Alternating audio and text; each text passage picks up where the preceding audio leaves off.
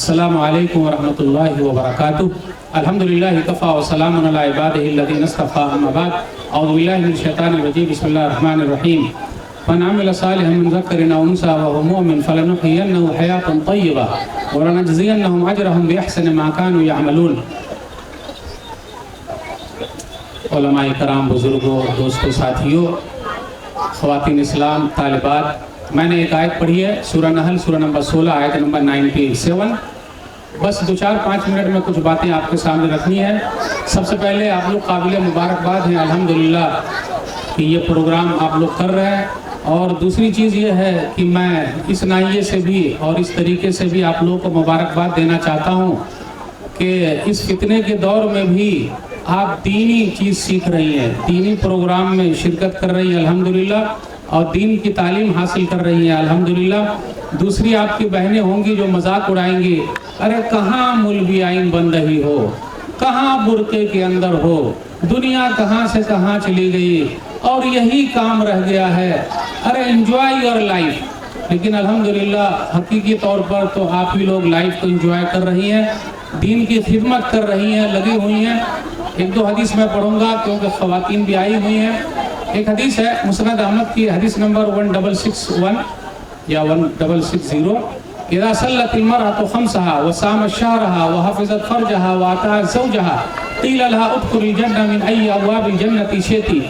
کہ عورت جب 5 وقت کی نماز پڑھ لے تو ماشاءاللہ آپ نے اتنی تعلیم حاصل کی، آپ کی نماز نہیں چھوٹنی چاہیے. فجر کی نماز تو اور نہیں چھوٹنی چاہیے. اگر آپ ہی لوگ نماز نہیں پڑھیں گے یا کچھ نہیں پڑھیں گے تو لوگ مذاق اڑائیں گے، دیکھو مولوی آئین کا خود ہی نماز نہیں پڑھ رہی ہیں تو ہم لوگ کہاں سے پڑھیں. اس لیے آپ لوگوں کو نماز کا بہت خیال رکھنا پڑے گا. پھر اسی طرح آگے کہا رمضان کے روزے رکھے. پھر اسی طرح کہا اپنے شرمگاہ کی حفاظت کرے. فتنے کا دور چل رہا ہے، اس لیے فتنے کے دور میں آزمائش بہت زیادہ ہے.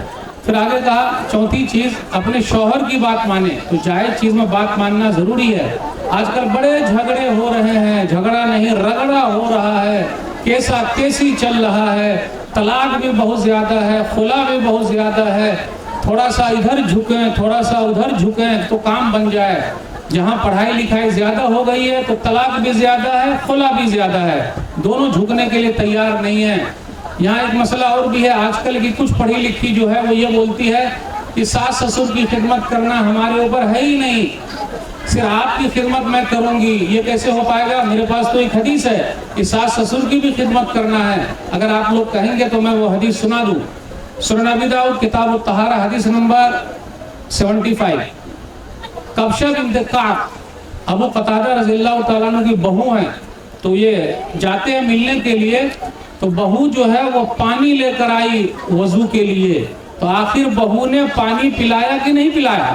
تو آج کل کی بہو دوسرا پانی پلا رہی ہے اور وہ دوسرا پانی پلائی، یعنی پینے والا پانی. پھر وضو بنانے کے لیے دیا تو ایک بلی آئی اور اس نے کیا کر لیا، تھوڑا پانی پی لیا. تو انہوں نے پلا بھی دیا. تو اس سے یہ پتا چلا کہ ساس سسر کی خدمت ہے. اگر نہیں کریں گے تو ہم جوائنٹ فیملی میں ہیں تو 3 آپشن ہوگا. آج کل کچھ بہو جو آتی ہے وہ یہ کہتی ہے کہ مجھے الگ رہنا ہے. تو پھر جب آپ کی بھی بہو آئے گی تو وہ بھی کہے گی کہ مجھ کو الگ رہنا ہے. پھر اسی طریقے سے ہوگا یہ کہ اولڈ ایج ہوم میں رکھ دیں اماں کو، تو امی کو لے جا کے اولڈ ایج ہوم میں رکھنا ہے. تو آپ بھی جب امی بنے گی تو آپ کو بھی اولڈ ایج ہوم میں لے جا کے رکھ دینا ہے سرکار کے حوالے. تو چلے گا کیا؟ یا پھر بیچارہ جو ہے وہ دوسرا روم لے گا اپنی ماں کے لیے، تو وہاں جائے گا تو خدمت کے لیے کوئی لیڈی چاہیے تو کوئی لیڈی کو رکھے گا. اور اگر ماں بولے گی بیٹا یہیں رہ، تیرے کو یہی رہنا تو وہاں رکنا پڑے گا. اور کبھی ماں نے یہ بول دیا بیٹا یہ جو ہے نا اس سے تو کر لے، تو اگر اس کے پاس طاقت ہے تو اس کو شادی کرنی پڑے گی. تو آخر نقصان آپ کا ہی ہے. اس لیے جوائنٹ فیملی میں یہ مسئلہ نہیں ہونا چاہیے. اب میں اپنی بات کو ختم کروں گا ایک حدیث پر. آج کل کچھ بہن ایسی ہیں بڑا سیٹلمنٹ اس کا چل رہا ہے، اتنا لاکھ اتنا لاکھ، کوئی بھی خلا ہے کبھی طلاق کا، میں سائن نہیں کروں گی، میں کروں گا نہیں، دس اور دیٹ. بڑے جھگڑے چل رہے ہیں. صحیح مسلم کی ایک حدیث ہے کتاب الطلاق میں، حدیث نمبر 1280 1281 1282. اس کے اندر یہ ہے کہ فاطمہ بنت قیس رضی اللہ تعالیٰ عنہ نبی صلی اللہ علیہ وسلم کے پاس آئی اور ان کو 3 طلاق ہو گئی. ابو عمرو بن حفص رضی اللہ تعالیٰ عنہ نے دے دی. تو جب دے دی تو اس کے بعد وکیل کے ذریعے تھوڑا سا جو بھیجوا دیا تو ان کو اچھا نہیں لگا, بولے ارے ایسا. تو نبی صلی اللہ علیہ وسلم کے پاس آئے تو نبی صلی اللہ علیہ وسلم نے فرمایا فاطمہ دیکھو اب تم کو 3 طلاق ہو گئی, ختم, اب جاؤ اپنے گھر جاؤ, اور جب عدت پوری ہو جائے تو آ جانا.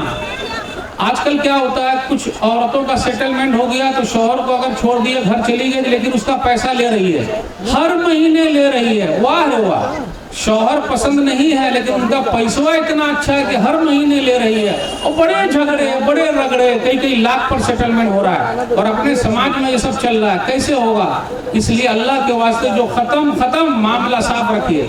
تو وہ عورت دوبارہ نبی صلی اللہ علیہ وسلم کے پاس آئے, کہا مجھے 2 لوگوں نے پیغام دیا ہے, ایک ابو جہم ہے اور ایک معاویہ رضی اللہ تعالیٰ عنہ ہے.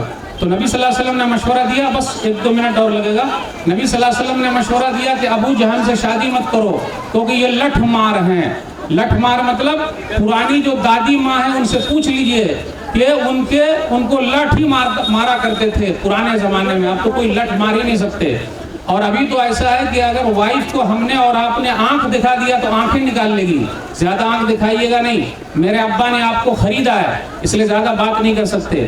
تو نبی صلی اللہ علیہ وسلم نے کہا نہیں ایسا کرو ابو جہم سے نہیں. پھر معاویہ, ارے معاویہ رضی اللہ تعالیٰ عنہ, ہاں ان کے پاس بھی پیسے نہیں ہیں, میری رائے یہ ہے کہ تم اسامہ سے شادی کر لو. تو فاطمہ بنت قیس رضی اللہ تعالیٰ عنہ نے کہا اس لیے مولویوں سے مشورہ لیجیے اپنی بچیوں کی شادیوں کے بارے میں, وہ صحیح دیں گے. جب دوسرا مسئلہ آ جاتا ہے طلاق کے وقت تب یاد کرتے ہیں, نکاح کے وقت تو یاد کرتے ہی نہیں. تو انہوں نے کہا نہیں مجھے اسامہ سے نہیں کرنا ہے. بولے کہا ہے کر لو اسامہ سے. تو نبی صلی اللہ علیہ وسلم نے جب مشورہ دیا تو انہوں نے کر لیا. وہ خود کہتی ہے کہ مجھے بڑا اچھا لگا, اب میں رشک کرتی ہوں. تو اس حدیث سے پتا چلا سیٹلمنٹ کر لینے کا ہے بھائی, اتنا لاکھ اتنا لاکھ نہیں, جہاں ہے آپ جائیے. اور جنم کا ساتھ ہے ہی نہیں, کاہے کو گھٹ گھٹ کے زندگی گزارنا ہے. یہ چند باتیں میں نے آپ کے سامنے رکھی. میں آپ سب کو مبارکباد دیتا ہوں. جو تعلیم آپ حاصل کر رہی ہیں خود اس پر عمل کرنا پڑے گا, صرف تعلیم حاصل کرنے سے نہیں ہوگا. اللہ توفیق دے, جتنے لوگ موجود ہیں سب کو توفیق دے. مجھے بھی میں شکریہ ادا کرتا ہوں, آپ لوگوں نے بلایا, انشاءاللہ پھر ملاقات ہوگی. والسلام علیکم ورحمۃ اللہ وبرکاتہ.